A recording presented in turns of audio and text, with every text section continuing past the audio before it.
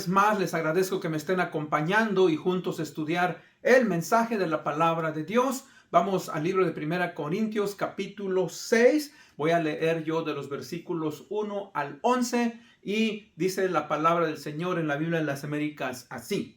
¿Se atreve alguno de vosotros cuando tiene algo contra su prójimo ir a juicio ante los incrédulos y no ante los santos? ¿O no sabéis que los santos han de juzgar al mundo? Y si el mundo es juzgado por vosotros, ¿no sois competentes para juzgar a los casos más triviales?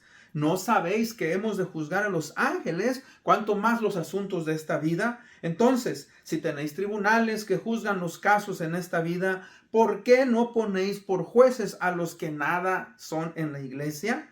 Para vergüenza vuestra lo digo. ¿Acaso no hay entre vosotros algún hombre sabio que pueda juzgar entre hermanos? Sino que hermano contra hermano litigia, y esto ante los incrédulos. Así que en efecto es ya un fallo entre vosotros el hecho de que tengáis litigio entre vosotros. ¿Por qué no sufrís más bien la injusticia?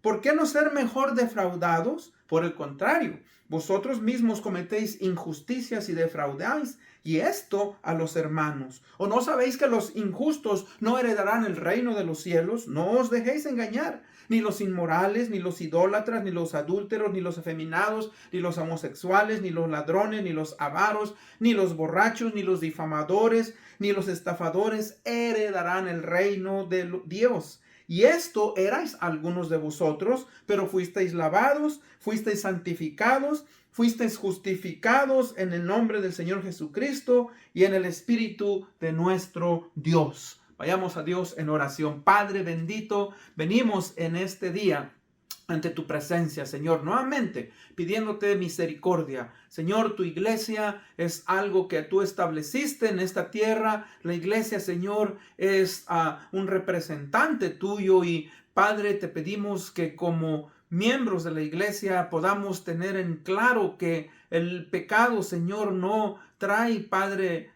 honra a ti y que mata a la iglesia. Ayúdanos a vivir como hombres y mujeres que te queremos honrar y glorificar. Protégenos, Señor, y gracias por esta oportunidad de estudiar el mensaje de tu palabra. En el nombre de Cristo Jesús pedimos esto. Amén. Bueno, una vez más les agradezco porque me estén acompañando y seguimos, ¿verdad?, con el tema sobre la iglesia de Corinto, aprendiendo de los errores de una iglesia, y el tema de hoy es cómo resolver los conflictos en la iglesia de una manera bíblica. Una de las características que la iglesia local debe de exhibir es que debe de estar formada, obviamente, por creyentes que han sido regenerados, pasaron por el proceso de haber recibido al Señor Jesucristo como Señor y Salvador y quieren crecer, quieren honrar al Señor Jesucristo. Ahora, como dije anteriormente en el estudio anterior, aunque por causa de que nosotros todavía tenemos esa naturaleza pecadora en nosotros, tristemente existe la posibilidad de que esto pueda incitarnos a caer o resbalar en el pecado y como consecuencia de esto, pues deshonrar al Señor Jesucristo, manchar su nombre y que la iglesia sea vista como algo vergonzoso. La iglesia local es un organismo vivo y tristemente puede llegar a enfermarse, puede llegar a contaminarse. ¿A causa de qué? Pues a causa del pecado, a través de los hermanos. Y por eso es importante que los líderes, el pastor y los líderes o otros pastores actúen con rapidez cuando detecten, ¿verdad?, que hay problemas en la iglesia, de una manera obviamente bíblica y en amor. Fíjese que como protección a cada uno de los miembros de la iglesia local, cada uno debe de reaccionar ante estas situaciones en que los miembros están en conflicto o están en pecado abiertamente. Esto debemos de hacerlo obviamente para honrar, como dije, a nuestro Señor Jesucristo y traer disciplina o tratar de restaurar las relaciones que han sido quebradas para que podamos honrar al Señor Jesucristo. Ahora, sé que a veces escuchan algunos de ustedes que no son todavía miembros de la iglesia, son cristianos, o algunos de ustedes tal vez no son cristianos. Cuando escuchen ese tipo de mensaje, recuerden, la iglesia está compuesta de hombres y mujeres que han sido justificados, han sido lavados, están en el proceso de santidad, pero la iglesia no es perfecta.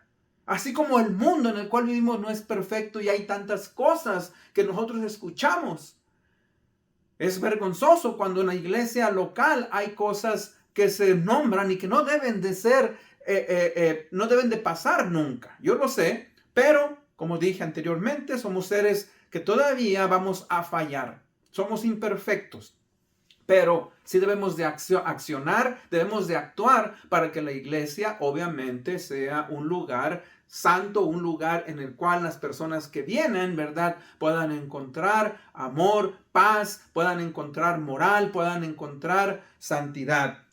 La iglesia de Corintios, como hemos dicho anteriormente, no había reaccionado de una forma correcta y de una manera bíblica. Los miembros de la iglesia, ahora que usted leyó este pasaje, estaban, ¿verdad?, accionando de una manera diferente. Y tristemente los líderes estaban reaccionando ante estas situaciones de una manera pasiva, de una manera indiferente, en tolerancia. Y obviamente esto estaba causando daño a la iglesia local. Ahora Pablo, en este pasaje que acabamos de leer, está confrontando a la iglesia en otra área. O sea, había litigios, había demandas entre los creyentes. No había discernimiento entre ellos para poder resolver los conflictos internos. Y les hace 5 preguntas. Fíjese que en cada del 1 al 8 hay 5 preguntas. Dice, ¿se atreven a ir ante el mundo injusto en lugar de ir a los santos para resolver asuntos legales entre hermanos cristianos? O sea, estaban yendo al mundo. ¿No conocen su alta y exaltada autoridad? O sea, que les dice que nosotros juntamente con Cristo vamos a juzgar al mundo, vamos a juzgar a los ángeles. Y ahí quiero hacer un paréntesis. Cuando dice que vamos a juzgar al mundo, hermano, no se está refiriendo al juicio final, ni también, ¿verdad?, que nosotros vamos a juzgar a los ángeles. Cuando dice que vamos a juzgar al mundo, bueno, recuerde, aquí se hace una referencia a lo que es, ¿verdad?, el reino milenial. Cuando venga el reino milenial, mis hermanos, por eso la palabra de Dios se nos dice en el libro de Pedro que somos reyes y sacerdotes. Reyes en el aspecto de que se nos ha entregado, ¿verdad?, dominio y gobierno. En el reino milenial, los que vengamos con Cristo a reinar en este mundo, vamos, mis hermanos, a poder ejercer dominio en este mundo. Eso es lo que nos está diciendo en Daniel a 7:22. Dice, hasta que vino el anciano de días, Jesucristo, y se hizo justicia a favor de los santos del Altísimo, y llegó el tiempo cuando los santos tomaron posesión del reino. O sea, el reino milenial va a ser un reino diferente en el cual Cristo Jesús dice que va a gobernar con vara de hierro. Y nosotros que venimos con Cristo, que hemos sido salvos durante ese reino milenial, vamos a gobernar con Él, Ahora, cuando habla de que también vamos a juzgar a los ángeles, por favor, no quiere decir que nosotros vamos a tener la capacidad de mandar a los ángeles al infierno. Me gusta el comentario que hizo, ¿verdad?, un teólogo, cuando él dice que cuando vamos a juzgar, mis hermanos, a los ángeles, está hablando, ¿verdad?, de que cuando sea la guerra de Armagedón, y leo yo en el libro de Isaías 24 a 21, Isaías capítulo 24, versículo 21, dice, y sucederá en aquel día que el Señor castigará el ejército de lo alto en lo alto y a los reyes de la tierra en la tierra. Y serán agrupados en montón como prisioneros en un calabozo, serán encerrados en la cárcel y después de muchos días serán castigados. Ahora, ahí está hablando que cuando sea la batalla del Armagedón, que venimos con Cristo Jesús, todos estos demonios y todos estos ángeles van a ser, Satanás mismo dice que es atado por 1000 años y es lanzado al abismo juntamente con todos estos ángeles. Ahora, está hablando entonces, pues, que nosotros, mis hermanos, también tenemos dominio y gobierno. Ahora, otro teólogo dice que está hablando que cuando nosotros, hermanos, gobernemos con Cristo en el cielo, en la nueva tierra, también vamos a tener autoridad sobre los ángeles buenos. Recuerde, la palabra ahí juzgar no solamente quiere decir juicio, sino quiere decir dominio, quiere decir gobierno. Entonces, cuando nosotros tengamos un cuerpo perfecto, juntamente con esos ángeles, vamos a tener autoridad sobre ellos. Y eso es lo que está diciendo aquí. Dice otra pregunta, ¿eligen a incrédulos como jueces que no tienen autoridad en la iglesia? ¿No hay algún hombre sabio con discernimiento en la iglesia? ¿Por qué no ceder y sufrir el daño en lugar de correr el riesgo de dañar a un hermano? Fíjense que todo esto, mis hermanos, pues es algo que el cristiano tiene que entender, el cristiano tiene que trabajar. Y todos nosotros, pues, vamos a verlo de esa manera. Así es que vamos a entrar al punto número 1. Maneras en las que se debe buscar resolver los problemas entre hermanos. Como dije, tristemente, va a haber conflictos. Somos seres humanos y los seres humanos tendemos a tener conflictos. Y por favor, como he dicho, hay conflictos en la familia, hay conflictos cuando uno va conduciendo, hay conflictos en el trabajo, hay conflictos en cualquier lugar. ¿Por qué? Porque los seres humanos, tristemente, ¿verdad? A veces tenemos malas actitudes. Y en la iglesia, tristemente, Señor Jesucristo lo sabía y en su gran sabiduría nos dejó, ¿verdad?, un pasaje para podernos guiar como iglesia. Mateo 18, 15 al 17 dice, por tanto, si tu hermano peca contra ti, ve y repréndelo, estando tú y él solos. Y si te oye, has ganado a tu hermano.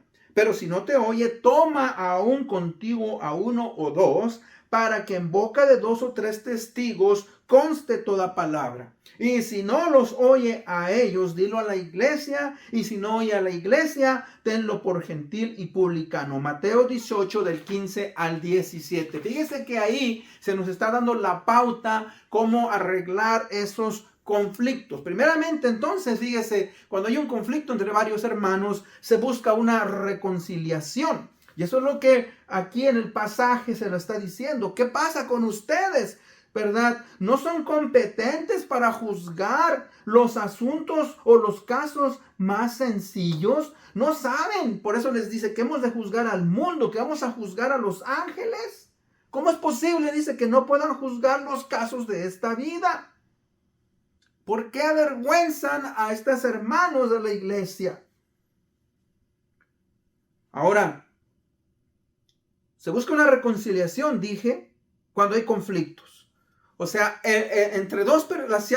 cuando hay un conflicto entre dos personas, bueno, uno de los dos debe de acercarse solo. No debemos de compartir el asunto a nadie, ni debemos de andar, ¿verdad?, hablando, sino que yo busco a esta persona.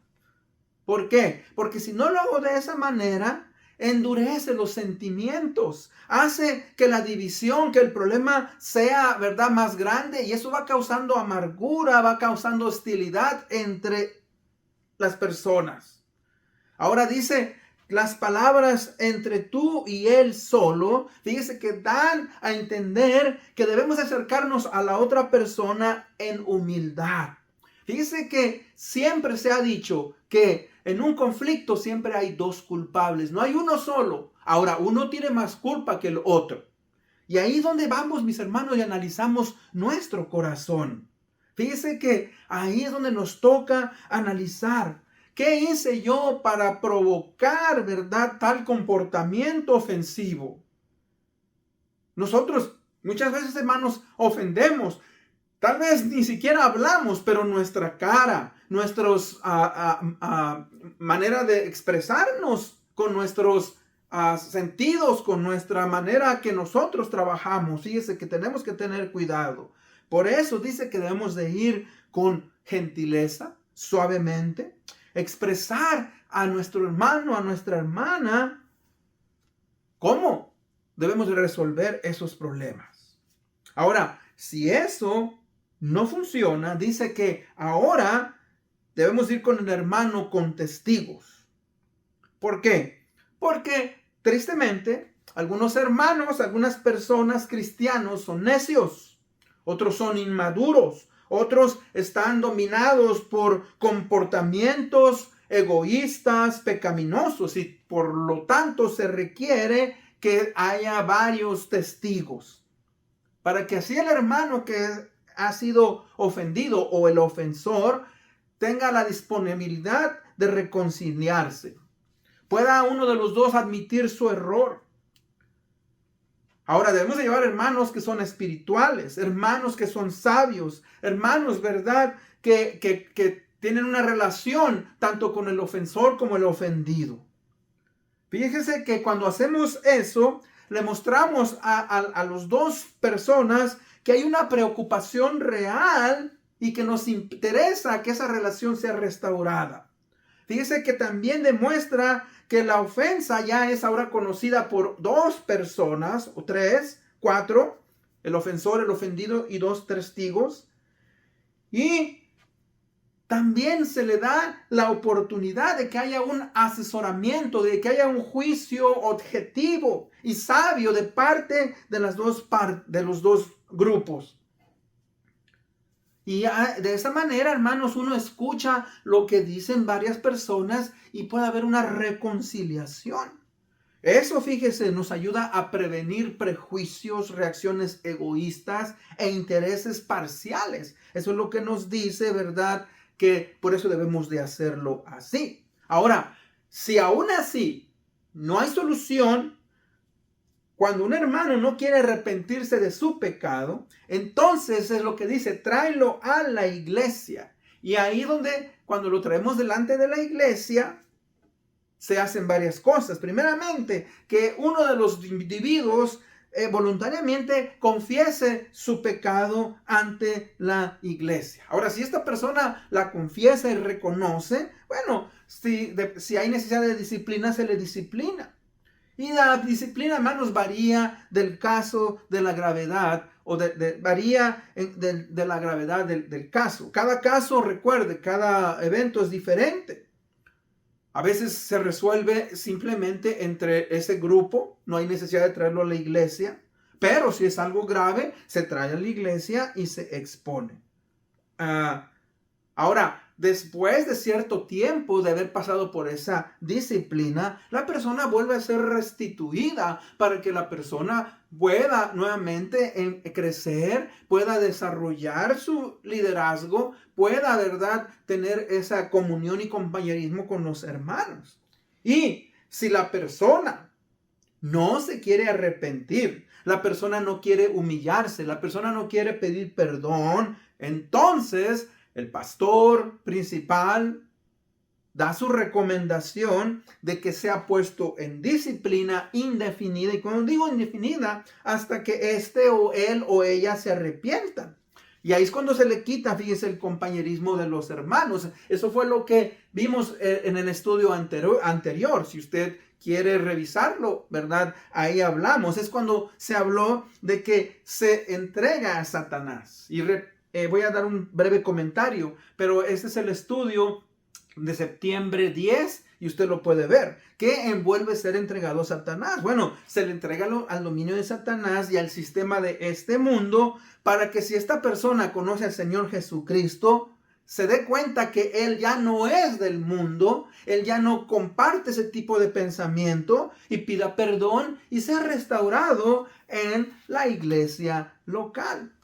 Y también, si usted recuerda, hablamos de la destrucción de la carne. Cuando hablamos de la destrucción de la carne, estamos hablando, ¿verdad?, de que esto implique un castigo directo de Dios en la persona, sea físico, enfermedad y aún hasta la muerte, como había dicho yo en 1 Corintios 11:30, donde dice que algunos están enfermos y algunos están dormidos o han muerto. ¿Por qué? Porque han deshonrado a la iglesia del Señor Jesucristo, y para que no sigan avergonzando al Señor Jesucristo, Él se los ha llevado. Él se los ha llevado. Punto número 2. Razones, fíjese, por las que se pone a un hermano en disciplina, a un hermano, a una hermana. Hay gente que dice, pero ¿por qué se trae disciplina a una persona? Bueno, hermanos, tenemos que entender que la iglesia, como se ha dicho, es un santuario, es un lugar en el cual no se debe de mencionar. ¿Se acuerda que Pablo dijo, se oye que hay entre vosotros un pecado que ni aún se menciona entre los gentiles? O sea, hermanos, entonces la disciplina es importante. ¿Por qué? Porque el pecado trae contaminación a la iglesia. Por eso Pablo decía, ¿verdad?, que la levadura, pecado, corrompe. Cuando nosotros permitimos y aceptamos el pecado en la iglesia, trae una influencia corrupta. Otra razón, ¿verdad?, por la que se pone una persona en disciplina es que la iglesia es un modelo de moralidad. Cuando digo un modelo de moralidad, el mundo, los no creyentes observan a la iglesia cómo se debe de vivir en este mundo. Y si la iglesia, mis hermanos, está en conflictos, si la iglesia está en escándalos, imagínense. Por eso leíamos, ¿verdad?, en Mateo 5:13 dice, vosotros sois la sal de la tierra, pero si la sal se desvaneciere, ¿con qué será salada? No sirve para nada, sino para ser echada afuera y hollada por los hombres, pisoteada. O sea, fíjese que si la sal no sirve, es aventada y los hombres pasan, ¿verdad?, y la pisotean. Y si la iglesia, mis hermanos, no sirve, pues la gente del mundo hace escándalo, hace burla. Y eso no debe de ser así. ¿Por qué? Porque Cristo Jesús murió por la iglesia. Ahora, yo le he dicho, la iglesia no es perfecta. No, porque tenemos, obviamente, ¿verdad?, todavía en nuestras vidas tenemos esa naturaleza tanto espiritual, pero tenemos la naturaleza pecadora y hay un conflicto. Pero el cristiano, el que ama al Señor Jesucristo, lucha. No queremos avergonzar el nombre del Señor Jesucristo. No queremos, ¿verdad, hermanos, que la iglesia sea tomada de risa. Queremos que el mundo admire y vea algo diferente. Otra de las razones por las que se pone una persona en disciplina es porque está en rebeldía abierta y no quiere cambiar su estilo de vida. O sea, hay individuos que dicen, bueno, es que así me gusta. Entonces, fíjese, pasaron por un proceso en el cual demuestran que no son del Señor Jesucristo. Y si no son del Señor Jesucristo, entonces, ¿verdad?, hay que darles el evangelio, hay que llevarlos al arrepentimiento y que entiendan verdaderamente que son enemigos de Dios. Y, por último, en este punto, es para que la iglesia vea que Dios trae juicio a nuestras malas obras y que tenga temor al pecar. O sea que, fíjese que cuando no hay un juicio, cuando no hay una manera en la cual se corrigen esos problemas en la iglesia, pues la gente hace lo que quiere. Y eso obviamente no debe de ser así. Fíjese que en el libro de Hechos 5, del 1 al 5, voy a leer este caso de Ananías y Zafira. Algunos de ustedes lo conocen, otros no. Hechos 5, del 1 al 15, dice, pero cierto hombre llamado Ananías con Zafira su mujer, vendió una heredad y sustrajo del precio, sabiéndolo su mujer, y trayendo solo una parte, lo puso a los pies de los apóstoles. Y dijo Pedro, ahora Pedro lo supo por el Espíritu Santo, y le dijo a Ananías, ¿por qué llenó Satanás tu corazón para que mintieses al Espíritu Santo y sustrajeses del precio de la heredad, reteniéndola? ¿No te quedaba a ti? Y vendida, ¿no estaba en tu poder? ¿Por qué pusiste esto en tu corazón? No has mentido a los hombres, sino a Dios. Y al oír Ananías estas palabras, cayó y expiró, o sea, murió. Ahora, fíjese cómo concluye este pasaje. Y vino gran temor a todos los que lo oyeron. O sea, Dios, mis hermanos, va a traer juicio a las vidas de las personas, de los individuos. Como decía yo en el estudio anterior, el que usted venga a la iglesia y no sea miembro de la iglesia, no quiere decir, y usted está viviendo en pecado, no quiere decir que Dios no va a traer juicio a su vida. Y que Dios es misericordioso, pero Dios también juzga a aquellos que no quieren honrarle. Y en este caso, fíjese, este individuo mintió abiertamente. Dice Pedro, el dinero era tuyo, tú vendiste la propiedad, te pudiste haber quedado con él. El problema, fíjese, no fue que él no dio.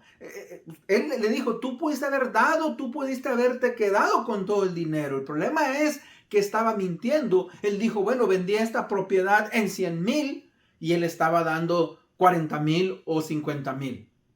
O sea, diciendo, no, es que la vendí en 50,000. Ese fue el problema, mentir. Y Dios juzga, mis hermanos, esas cosas. ¿Por qué?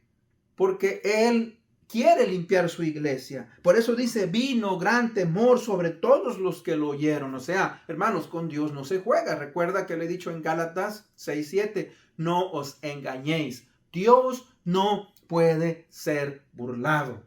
Todo lo que el hombre sembrare, eso también cosechará. Cosechará. Punto número 3. Como cristianos, hemos sido llamados a vivir en santidad y en obediencia.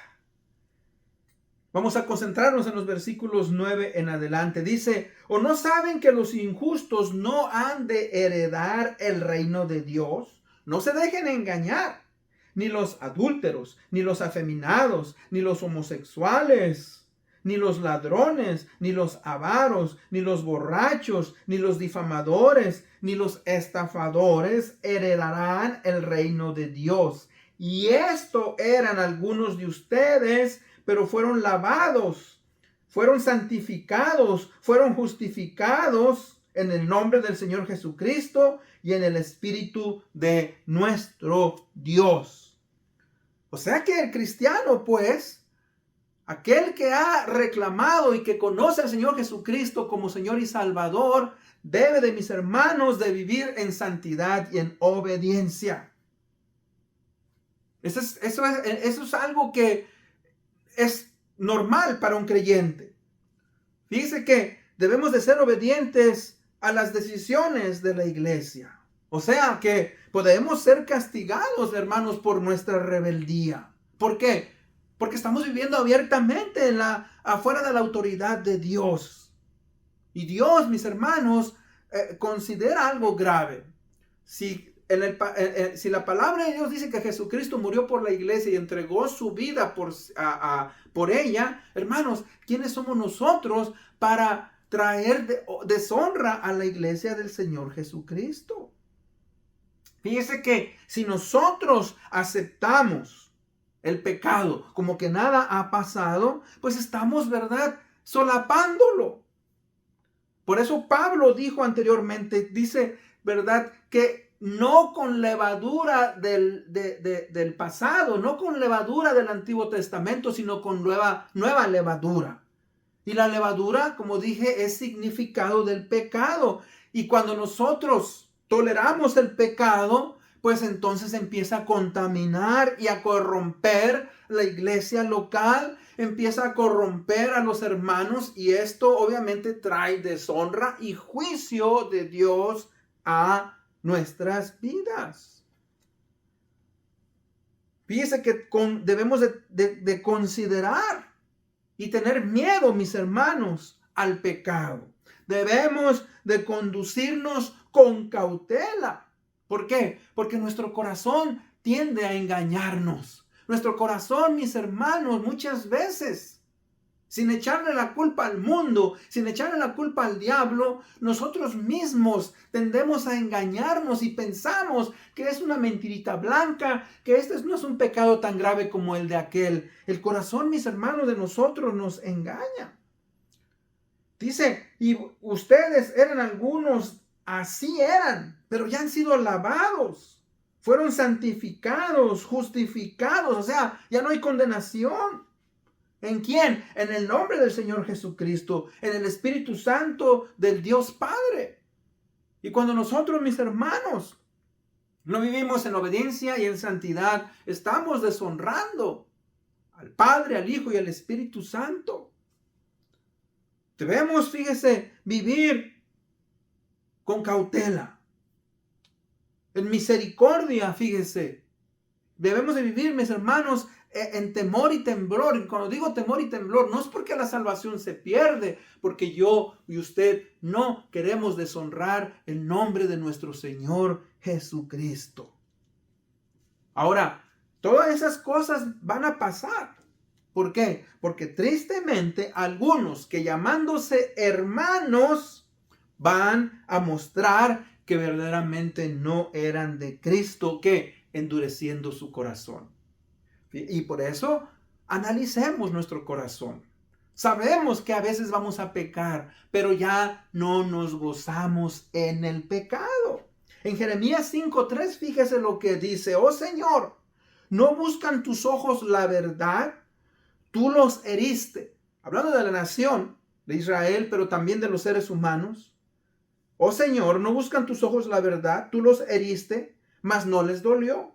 Tú los consumiste, mas ellos rehusaron recibir corrección. Endurecieron sus rostros más que la roca y rehusaron arrepentirse. Y esa es la condición de un corazón, mis hermanos, que no conoce al Señor Jesucristo. Y eso es, ¿verdad? Mi oración. Mi oración, recuerde, es que si usted conoce al Señor Jesucristo, usted ha fallado, pídale perdón a Dios. Dios es bueno, Dios es misericordioso. Pídale, verdad, que le permita continuar adelante, que usted no quiere deshonrar su nombre.